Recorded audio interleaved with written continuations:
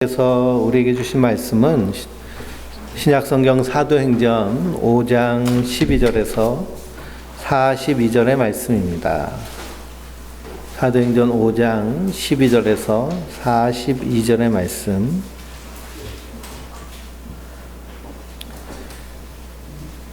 (12절로) 32절까지만 우리 한 목소리로 같이 읽겠습니다.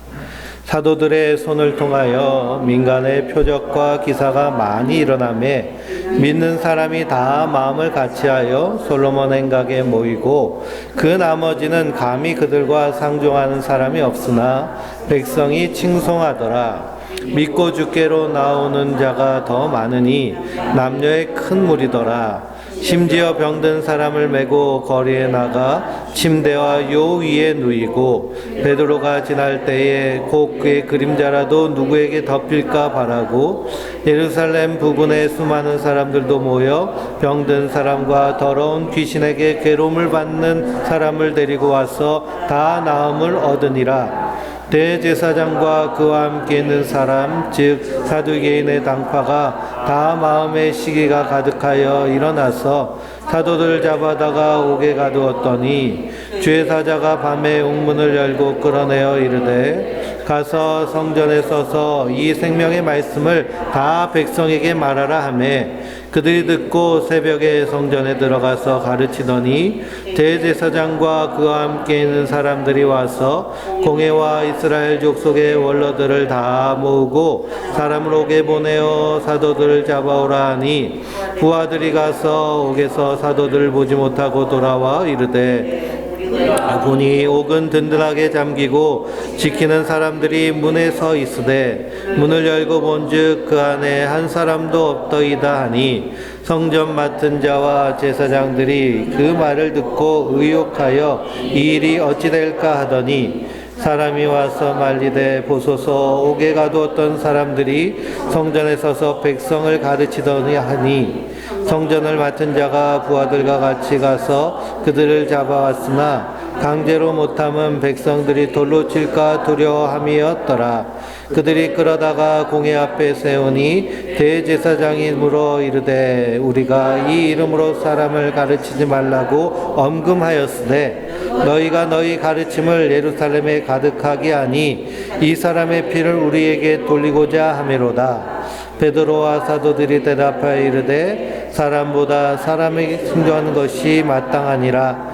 너희가 나무에 달려 죽인 예수를 우리 조상의 하나님이 살리시고 이스라엘에게 회개함과 제사함을 주시려고 그를 오른손으로 삐사 임금과 구주로 삼으셨느니라.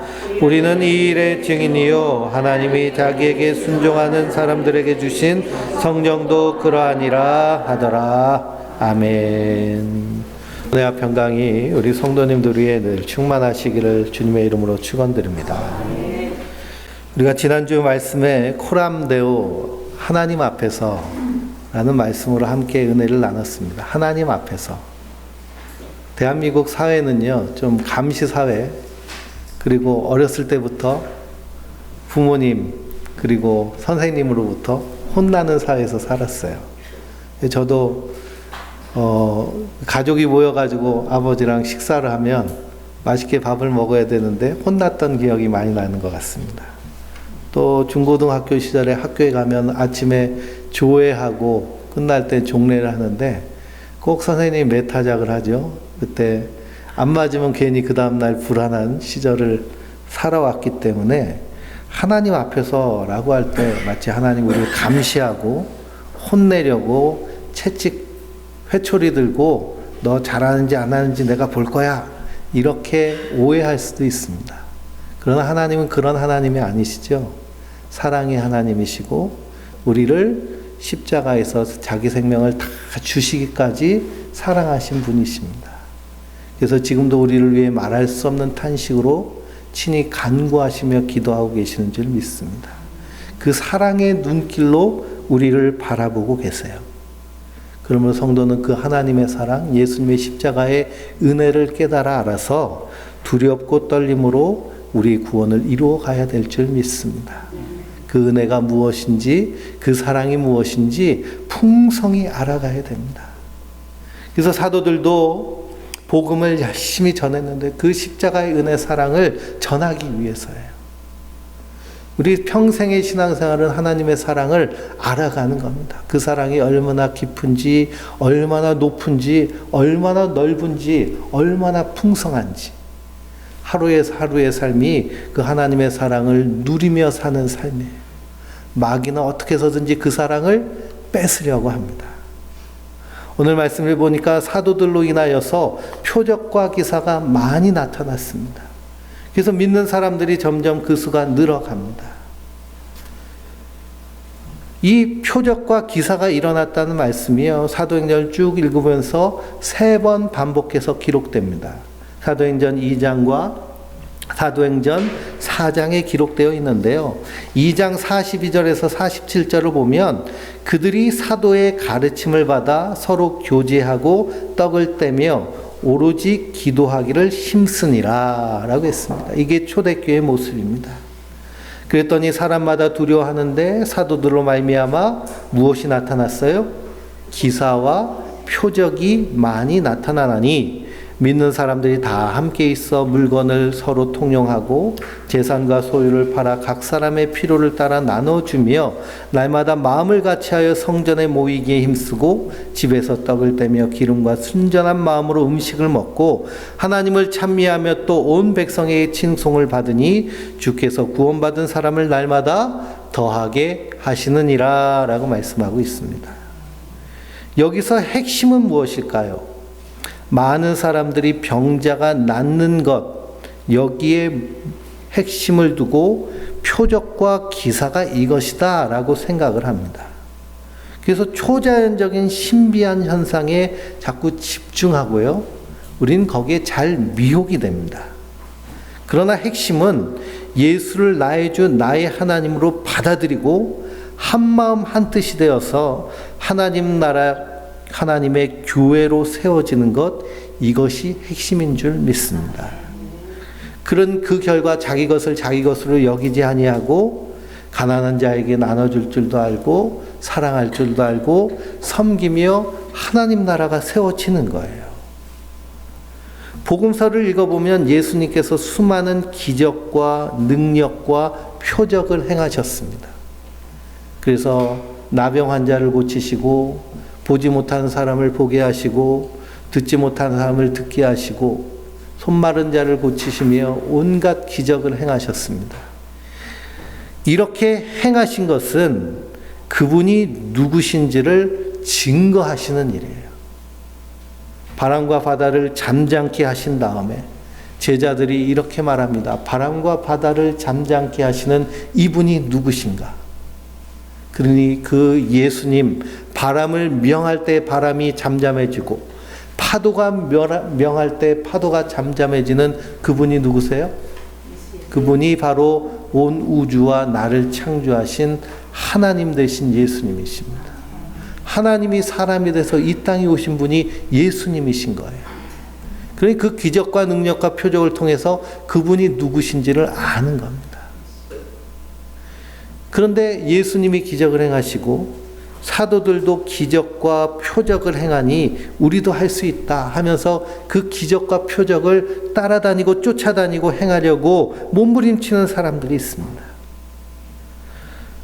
사도들이 기사와 표적을 행하며 병자를 낫고 능력이 나타나는 것은 십자가의 복음을 전파하기 위함이에요. 십자가의 복음을 전파하는 과정 가운데 기적도 나타나고요, 능력도 나타나고 표적도 나타나는 겁니다. 그러니 목적은 뭐예요? 예수님을 믿게 하는 거예요. 예수님의 복음을 증거하기 위함이에요. 놀라운 표적이 일어났는데요. 15절에서 16절에는 어떤 일이 일어났을까요? 베드로가 지나갈 때 그 그림자라도 덮기를 바라는 정도입니다. 그래서 병자들이 침상을 갖고 나오고 그냥 환자들을 메워 나오고 그리고 자리를 깔고 거기에 누워서 베드로의 그림자라도 지나가면 어떤 일이 일어났을까요? 병이 낫는 일이 일어났습니다. 그리고 귀신이 쫓겨나는 그런 역사가 일어났습니다. 이런 기적과 표적이 일어나는 것은요, 예수님이 십자가에서 죽으신 것으로 끝이 난 것이 아니라 지금도 살아계셔서 역사하시는 생명의 주가 되셨다는 것을 나타내고 있는 계시적 사건입니다. 그래서 병 고침을 받은 사람, 귀신이 쫓겨남을 받은 사람들은 예수님 지금도 내 안에서 생명의 주인이 되신 것을 깨달아야 돼요. 근데 오늘날도 이런 일이 일어나야 된다라고 주장하는 사람들이 신사도 운동을 하는 사람들입니다.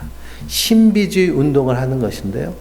근데 문제는 무엇이냐 하면 이러한 기적과 능력과 표적, 병고침에 대한 현상만에 집중한다는 것이 문제입니다.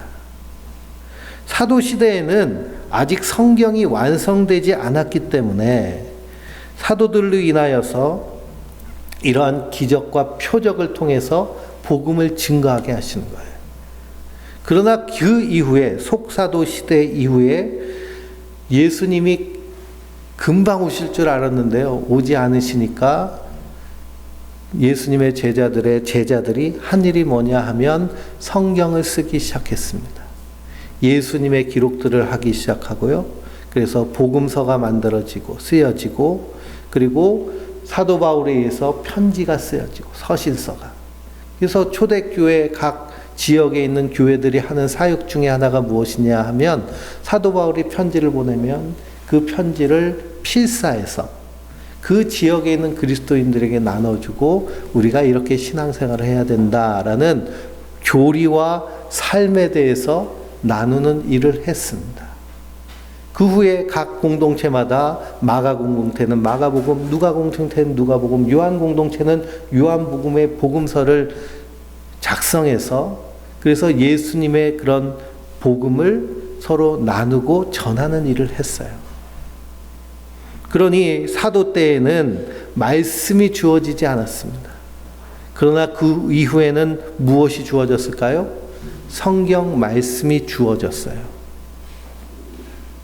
이스라엘 백성들이 광야에서 40년 동안 살아갈 때는 하나님께서 그들이 먹을 것이 없습니다. 먹을 수 있는 방법이 없죠. 그러니까 무엇을 주셨어요?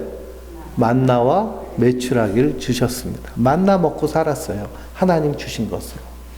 거기 옷도 살 곳이 없잖아요. 광야에서. 하나님이 어떻게 해주셨을까요? 옷도 해지지 않게 해주셨어요. 요즘 같으면 정말 싫을 텐데요. 그렇죠? 옷도 자꾸 해져야 새 옷을 사는데 광야에서는 옷 살 곳이 없으니까요. 옷도 헤어지지 않고 신발도 헤어지지 않도록 하나님 그런 기적과 능력을 행하셨습니다. 근데 가나안 땅에 들어가서는 계속 만나가 내렸을까요? 그렇지 않죠. 만나가 그쳤습니다. 이제는 너희가 일해서 먹고 살 수 있기 때문에 너희 수고로 너희 먹을 것을 구하라는 의미가 담겨져 있습니다. 우리에게 하나님의 말씀이 주어졌기 때문에 이 사도가 행했던 그런 기적과 능력이 우리에게는 주어지지 않습니다. 어디 가면 돼요? 아프면 병원 가면 돼요.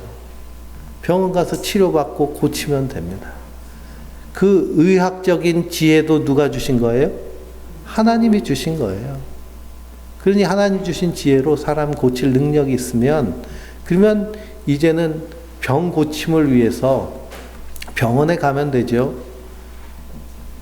사도 때도 병 고침을 받았으니 나도 병 고침을 받아야 돼 하면서 병원 치료를 거부할 이유가 하나도 없습니다. 근데 딸이 아파요. 병원에 가서 치료받으면 날 수 있는데 하나님이 고쳐주실 거야. 그러면서 병원 치료를 거부하면 이것이 신앙인 것처럼 보이지만요. 사실은 이것은 미신이고 광신이고 맹신입니다. 잘못된 신앙이라는 것이죠. 그래서 사도시대에는 성경이 완성되기 이전이기 때문에 복음이 기적과 표적으로 증거되었습니다. 그러나 우리에게 하나님의 말씀이 주어졌을 때는 복음이 어떻게 우리에게 전해져요? 말씀으로 주어지는 줄 믿습니다. 그래서 오늘도 표적과 기적이 나타나면 예수 믿는 사람이 많지 않을까 이렇게 생각합니다. 저도 그런 생각을 해봤어요. 신유의 은사를 하나님 내게 주셔서 아픈 사람들 다 싹 병 고치면 사람들이 구름대처럼 몰려들지 않을까 그런 생각을 했는데요. 예수님이 뭐라고 하셨느냐? 누가복음 16장에 부자와 나사로의 비유를 하십니다. 거지 나사로는 천국에 가서 아브라함의 위로를 받고, 부자는 어디 갔어요? 지옥에 갔어요.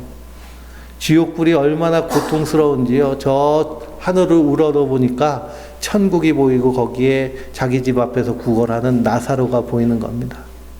그 옆에 아브라함이 있는 것을 보고 아브라함이여 아브라함이여 나를 불쌍히 여기셔서 저 거지 나사로 손끝에 물방울을 묻혀서 내 혀를 좀 시원하게 해주세요.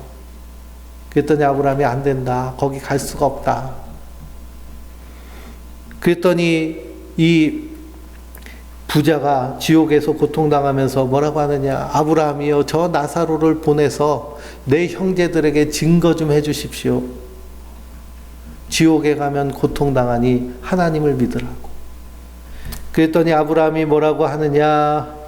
지금 모세의 말을 듣지 않는 자면 죽은 자가 살아나서 전한다 해도 믿지 않을 것이다 라고 합니다. 이건 누구의 말씀이에요?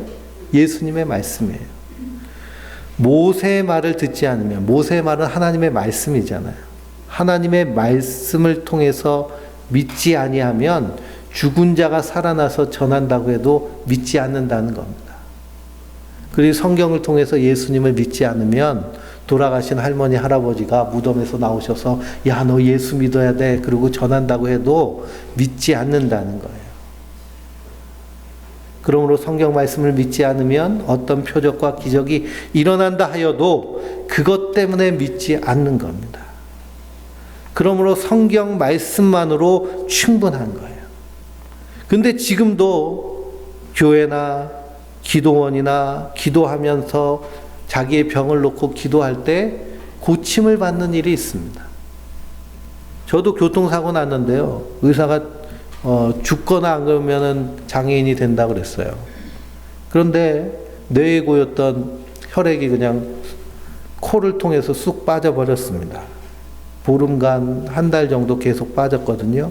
그러니까 피가 상당히 많이 고였던 거죠. 그러니 이런 일이 일어나는 것은 하나님께서 예수 믿게 하기 위하여 특별히 체험함으로 부르심의 과정일 수 있습니다. 그래서 나를 고쳐서서 내가 말씀 앞에 나오면 이것이 하나님의 은혜인 줄 믿습니다. 그래서 말씀으로 부르시는 거예요. 상 공부를 하다 보면 우리 권사님들 중에도 그런 경험을 하신 분들이 계세요. 그러면 어디로 나오냐? 말씀으로 나오는 거예요. 내가 아픈 이 질병을 통해서, 내가 당하는 고난을 통해서 하나님이 말씀 가운데로 불러주세요. 그래서 하나님의 백성으로 삼으시는 거예요. 그런데 기적만 쫓아다니고 능력만 쫓아다니는 그런 일에 대해서 데살로니가 후서 2장 9절 12절은 뭐라고 말씀하고 있느냐? 악한 자의 나타남은 사단의 활동에 따라 모든 능력과 표적과 거짓 기적과 불의의 모든 속임으로 멸망하는 자들에게 있으니 그랬습니다. 그러니 사단도 능력과 표적과 기적을 행한다는 거예요. 마귀도. 성령님만 역사하시는 것이 아니라 마귀도 역사할 줄 안다는 겁니다. 그러니 그들이 진리의 사랑을 받지 아니하여 구원함을 받지 못함이라 그랬습니다. 하나님의 기적 능력을 체험했으면 반드시 어디로 나와야 돼요? 말씀으로 나와서 하나님의 사랑을 깨달아 알아야 돼요. 그런데 그 기적과 표적만 쫓아다니게 되면 진리의 사랑을 주셨는데도 받지 않는 겁니다. 우리의 믿음은 하나님의 선물이라고 하셨잖아요. 우리에게 선물을 주셨으면 그 선물을 어떻게 봐야 될까요? 예? 기쁘게 받고 이 선물이 어떤 것인지 펼쳐보고 이 선물이 내게 어떻게 쓰임받는지 사용해도 보고 써보고 해야죠. 예? 선물만 받아놓으면 되나요? 묵혀두면 되나요? 하나님이 주신 선물은 이 복음이라는 선물을 우리에게 주셨는데, 믿음이라는 선물을 주셨는데, 그것을 우리가 부지런히 사용해야 될 줄 믿습니다. 그렇지 아니하면 사단의 활동에 따라서 미혹되고 구원에서 떨어지는 거예요. 마태복음 24장 24절에도 주님 말씀하셨습니다. 거짓 그리스도들과 거짓 선지자들이 일어나 큰 표적과 기사를 보여 할 수만 있으면 택한 자들도 미혹하리라 그랬습니다. 할 수만 있으면 택한 자라도 미혹하리라. 그러니 이 기적 표적 쫓아다니면서 기도하면 쓰러지고 금가루 떨어지고 금리빨 나고 그런 것만 추구하고 그런 것만 따라가다가는 마귀 밥이 되는 거예요. 미혹당하는 거예요. 그러다 보면 그 안에서 뭐가 나오느냐? 말씀의 공허가 와요. 말씀의 공허가 오면 말씀 앞으로 나가야 되는데요. 어디로 가는 사람들이 많더냐? 제가 보니까 신천지로 가는 사람들이 많더라고요. 거기 생명이 말씀이 있다고 그러니까요. 거기 쫓아가가지고 미혹되는 사람들이 얼마나 많은지 모릅니다. 제가 처음 전도사로 사역했던 교회도요. 이 신사도 운동 막 들어올 때 초창기 중보기도 운동이라는 그 타이틀로 들어왔는데 그것을 도입한 대표적인 교회예요. 거기서 제가 찬양 인도하고 했는데요. 그래서 막 기적과 능력과 막 놀라운 그런 일들을 봅니다. 근데 그분들이 다 믿음으로 잘 서 있느냐? 그렇지 않고 가장 열심히 하던 분들이 다 잘못된 곳에 빠져 있는 것을 봅니다. 그러니 우리에게 이런 기적을 주셨다면 우리가 어디로 가야 될까요? 하나님의 말씀으로 인도함을 받아야 될 줄 믿습니다. 그래서 예수님은 참된 표적에 대해서 말씀하셨습니다. 악하고 음란한 세대가 표적을 구하나 인자가 보여줄 표적은 요나의 표적밖에 없다고 분명히 말씀하십니다. 요나의 표적이란 요나의 물고기 뱃속에서 3일 있다가 나온 것처럼 예수님께서도 십자가에서 죽으시고 3일 만에 부활하실 것을 말씀하시는 거예요. 그러니 우리에게 주신 가장 중요한 표적은 예수님의 십자가라는 거예요. 십자가 외에는 다른 것이 없습니다. 요한복음 6장을 보면 많은 사람들이 예수님의 표적과 기적을 보고서 예수님을 따라갔어요. 근데 예수님은 그들을 기뻐하셨을까요? 기뻐하지 않으셨을까요? 기뻐하지 않으셨어요. 왜 그러냐? 그들은 먹고 배불러서 따라왔지 표적을 보고 그가 하나님이신 줄 알고 하나님 섬기기에 나온 것이 아니었다는 거예요. 오병이어의 기적을 행하시고 칠병이어의 기적을 행하셨습니다. 거기서 빵 받아 먹은 기적의 떡을 먹은 사람들, 그 사람들이 예수님이 내가 생명의 떡이다 라고 할 때 어떻게 했을까요? 우리가 어떻게 이걸 행할 수 있나 하고 다 떠나갔어요. 남아있는 제자들에게 말씀하십니다. 너희도 떠나려느냐?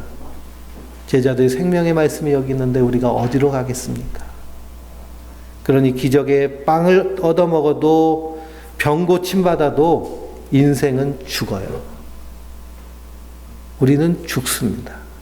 그러나 생명의 떡 대신 예수 그리스도를 받아 먹으면 예수님이 나의 하나님이 되면 하나님은 어떻게 약속하셨어요?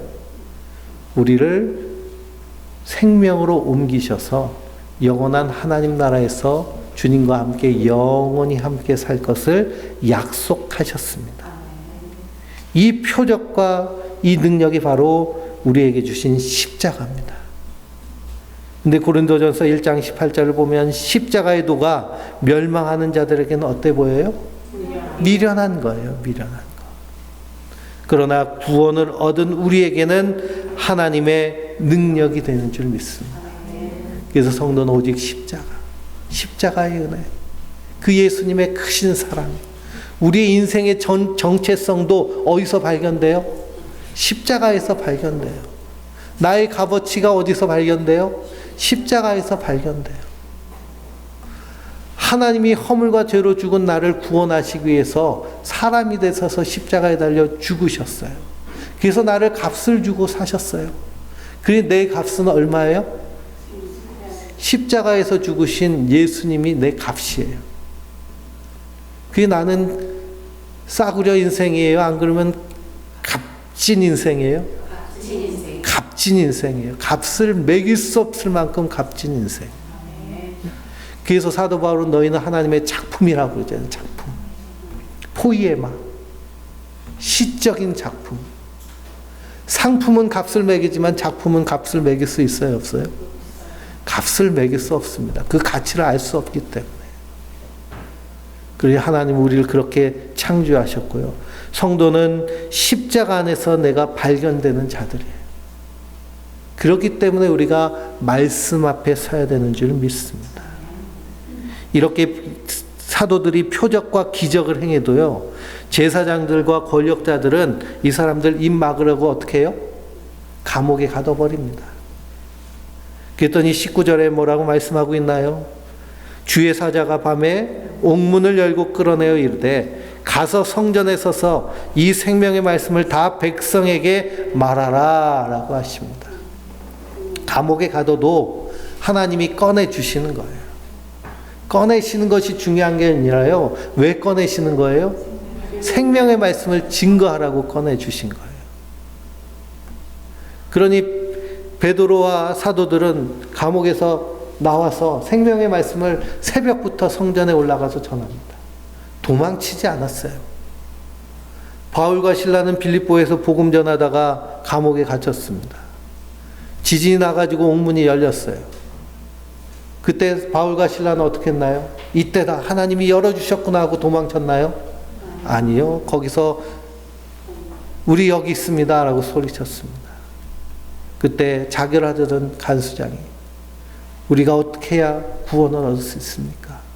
주 예수를 믿으라. 그리하면 너와 내 집이 구원을 얻으리라. 그러니 감옥에서 나와도, 감옥에 있어도, 사도 바울은 감옥에 수없이 갇혔어도 거기서도 담대하게 복음을 전하고 거기서 주옥 같은 옥중서신을 써서 지금 우리에게 말씀하고 계시는 줄 믿습니다. 그러니 세상은 어떻게 해서든지 우리의 입을 막으려고 해요. 사도들이 감옥에서 나온 것처럼 죄와 허물의 감옥에서 사망의 감옥에서 예수님께서 우리를 어떻게 해주셨을까요? 끌어내 주셨어요. 성도는 감옥에 갇혀있는 자들이 아니에요. 감옥에 갇힐 수 없는 자들이에요. 세상은, 마귀는 어떻게 해서든지 우리를 감옥에 가둬놓으려고 해요. 그래서 요즘은 물건을 살 때 그냥 내가 구입하는 것보다 빌리는 물건들이 많습니다. 렌탈해요, 렌탈. 렌탈하면 우리는 거기에 어떻게 되는 걸까요? 묶이는 거예요. 핸드폰을 사도 뭘 하라고 그래요? 예, 약정을 하라고 그래요. 2년 약정. 그 2년 동안 나는 어디에 들어가는 거예요? 그 감옥에 들어가는 거예요. 세상은 늘 우리를 감옥에 가두려고 해요. 그 대표적인 것이 돈입니다. 그래서 아나니아와 삽비라가 어디에 갇혀버렸어요? 돈에 갇혀버렸어요. 돈을 가지고 내가 사용해야 되는데 돈이 주인이 돼가지고 아나니아와 삽비라를 주장하는 겁니다. 이런 세상 가운데 우리를 어떻게 해주셨어요? 끄집어내 주셨어요. 사도들이 감옥에서 나온 것처럼 우리도 죄와 사망에서 해방된 줄 믿습니다. 그러니 우리 성도는 이 땅에서 어떤 자일까요? 자유한 자예요. 진리가 너희를 자유케 하리라. 예수님 우리를 자유케 하셨어요. 사망도 우리를 묶을 수 없어요. 죄도 우리를 묶을 수 없어요. 허물과 죄로 죽은 우리를 그리스도가 살렸을 뿐만 아니라 그리스도 예수 안에 있는 자들은 결코 정죄함이 없는 줄 믿습니다. 그러니 우리도 사도들처럼 담대하게 생명의 말씀을 증거하는 사명이 성도들의 사명인 줄 믿습니다. 담대하게 성전에서 말씀을 증거해요. 그때 감옥에 갇힌 줄 알았던 제사장들이요, 저 제자들 잡아와라, 데려와라 그랬더니 감옥에 갔더니 있어요, 없어요? 감옥은 꽉 닫혀 있는데 그 안에 내용물은 없습니다. 깜짝 놀라서 찾아보니 거리에서, 성전에서 그리스도의 십자가의 생명의 복음을 증거하고 있는 거예요. 그래서 다시 잡아옵니다. 잡아올 때는 백성들이 많이 있으니까요, 감히 함부로 못하고 조심조심 모셔오듯이 데려옵니다. 그리고는 위협해요. 그랬더니 가말리엘 사도 바울의 율법 선생이었던 가말리엘이 한마디 합니다. 야, 이거 진짜 하나님이 하신 일이면 너희 어떻게 할래? 그랬더니 괜히 찔리는 거예요. 무서워서 그 제자들을 위협합니다. 예수의 이름으로 말하지 마라. 그랬더니 베드로가 뭐라고 하나요? 29절에 베드로가 사람보다 하나님께 순종하는 것이 마땅하니라 그럽니다. 너희 말 듣는 것보다 하나님 말씀 듣는 게 더 옳다는 거예요. 난 너희 말 듣지 않겠다는 거예요. 너희가 시키는 대로, 너희가 부리는 대로 하지 않겠다는 거예요. 이게 그리스도 안에서의 자유한 모습입니다. 대한민국이 지금 희한한 꼴을 당하고 있잖아요. 대통령이 쌍욕을 해놓고서는 안 했다고 하고 영상에 분명히 찍혀 있는데, 그리고 그 당 사람들은 안 했다고 하고, 안 했다고 하는 사람 중에 장로님도 계시더라고요. 신앙의 양심이 있으면요, 그 진실 앞에서, 정의 앞에서 거짓을 말할 수가 없는 겁니다. 그건 모양만 교회를 다니는 것이죠. 그리스도인이 아닌 거예요. 성도는 어떤 상황 가운데서도 담대하고 진실한 자들인 줄 믿습니다. 누구 앞에 서 있기 때문일까요? 하나님 앞에 서 있기 때문이에요. 그래서 하나님께 순종하는 것이 마땅하니라 그러면서 너희가 나무에 달아 죽인 예수를 하나님이 살리셨다는 거예요. 그 하나님이 살리셔서 그 예수님을 만유의 왕, 만유의 주로 세우셨다고 선언하고 있습니다. 골로새서 1장을 보면 1장 13절에 그가 우리를 흑암의 권세에서 건져내사 그의 사랑의 아들의 나라로 옮기셨으니 그 아들 안에서 우리가 속량 곧 죄사함을 얻었도다 라고 사도 바울이 선언합니다. 하나님의 나라는 누구의 나라예요? 아들의 나라예요. 그 아들의 나라로 우리를 옮겨주셨어요. 흑암의 권세에서 건져내사 값을 치루어서 죄를 다 사해 주셨어요. 그러면서 사도 바울이 하는 말이 그는 보이지 아니하는 하나님의 형상이요. 하나님의 형상은 안 보이잖아요. 하나님 영이시니. 근데 그것을 형상으로 보이신 분이 누구세요? 예수님이신 거예요. 모든 피조물보다 먼저 나신 이시니 만물이 그에게서 창조되되 하늘과 땅에 보이는 것들과 보이지 않는 것들과 혹은 왕권들과 주권들이나 통치자들이나 권세들이나 만물이 다 그로 말미암고 그를 위하여 창조되었고 라고 말씀되고 있습니다. 그러니 온 우주와 만물과 천지와 나는 하나님이 누구를 위해서 창조하신 거예요? 예수님을 위해 창조하신 거예요. 성경은 예수님을 위해 나를 창조하셨다고 말씀하세요. 예수님을 위해 온 우주를 창조하셨다고 말씀하고 계세요. 그래서 예수님을 위해서 누굴 부르셨어요? 나를 부르신 거예요. 우리가 예수님을 위해서 살 때 그것이 진정한 나다운 삶입니다. 세상과 죄와 돈과 이 악한 마귀에게 주장당하는 것이 아니라 예수님이 나를 주장하실 때요, 내가 온전한 하나님의 창조의 순수한 모습으로 서게 되는 줄 믿습니다. 예수님을 위해 창조하셨어요. 그리고 우리를 교회로 삼으셔서 그리스도의 몸 되게 하셨고요, 하나님의 자녀로 우리를 부르신 줄 믿습니다. 우리가 큰 은혜를 받았습니다. 이것이 하나님의 은혜예요. 사도 바울은 그래서 나는 하나님의 일꾼, 복음의 일꾼이 되었노라. 이 은혜를 받아서 나는 복음의 일꾼이 되었어. 그러니 우리 성도들도 이 땅에서 복음의 일꾼으로 사는 겁니다.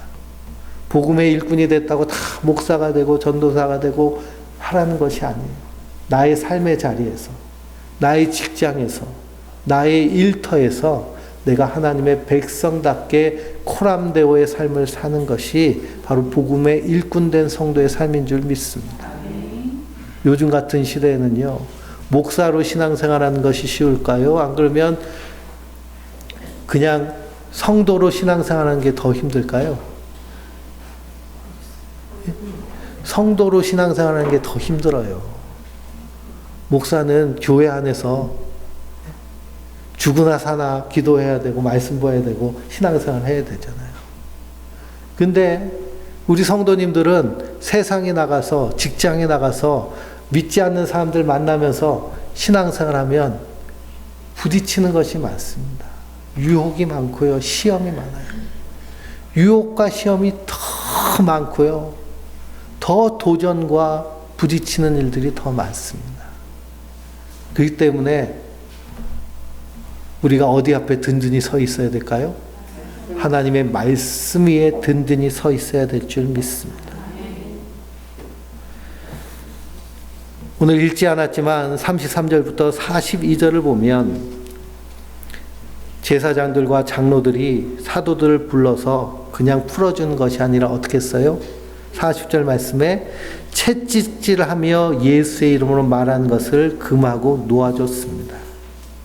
그랬더니 41절에 사도들은 그 이름을 위하여, 예수의 이름이죠, 능욕받는 일에 합당한 자로 여김을 기뻐하시면서 공회 앞을 떠나니라 그랬습니다. 채찍질 받았다고요. 그들이 생명의 말씀 증거하는 것을 멈추지 않았습니다. 성전에 있든지 집에 있든지 예수를 그리스도라고 가르치고 전도하기를 그치지 않고 계속했습니다. 예수님 분명히 말씀하셨어요. 인자를 인하여 사람들이 너희를 미워하고 멀리하고 욕하고 너희 이름을 악하다 하여 버릴 때에는 너희에게 복이 있도다. 그날에 기뻐하고 뛰놀라 하늘에서 너희 상이 큼이라. 저희의 조상들이 선지자들에게 이와 같이 하였느니라. 그러니 우리가 정말 예수 그리스도 앞에서 살면 세상에서 왕따 당할 수 있습니다. 다 술 먹고 음주 가무를 하는데 난 예수 믿어서 안 가. 쏙 빠지면 뭐라 그래요? 아유, 분위기에 친다고. 분위기 파악 못한다고. 그러면서 왕따 당하고 조롱당하면 이게 우리가 슬퍼할 일일까요? 기뻐할 일일까요?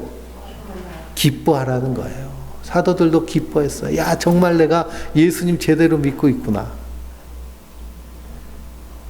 저도 신학교 가가지고 전도사 사역을 하니까요. 중고등학교 친구들 만날 수가 없어요. 만나면 애들이 1차로는 밥 먹고 2차로는 술 먹고 3차로는 담구장 가고 4차는 노래방 가고 따라갈 수가 없습니다. 그래서 이제 연락이 와도 안 갔어요. 그랬더니 애들이 야, 넌 의리도 없다, 배신자다 막 그러더라고요. 근데 그게 당연한 거예요. 예수 안에 살기 때문에. 하늘나라 백성이기 때문에요. 그래서 베드로전서 4장 12절에서 16절을 읽어보면 사랑하는 자들아 너희를 시련하라고 오는 불시험을 이상한 일 당하는 것 같이 이상히 여기지 말고 오직 너희가 그리스도의 고난에 참여하는 것으로 즐거워하라 그랬습니다.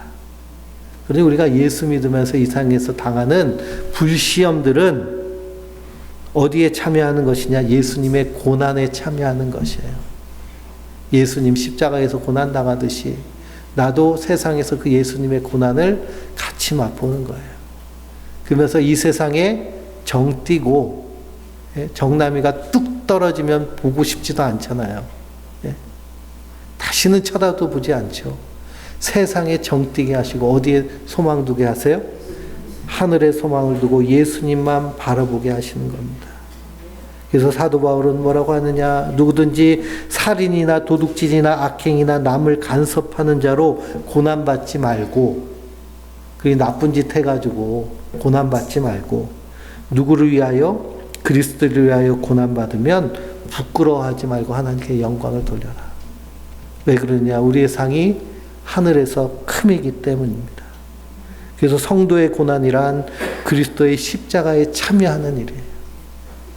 그리스도의 십자가에 참여할 때 성도는 시련이 연단을 낳고 연단은 소망을 이루는 줄 알고 장차 올 영광은 지금의 고난에 좋게 비교할 수 없음을 깨닫고 믿음으로 사는 자들입니다. 그러므로 이 믿음 위에서 우리는 생명의 말씀을 받은 자들입니다. 이 생명의 말씀을 부지런히 증거하는 사명을 감당하며 우리의 삶 가운데 하나님의 인도하심과 그리스도 안에서의 풍성한 자유를 충만하게 누리는 하나님의 사람들 되시길 주님의 이름으로 축원드립니다.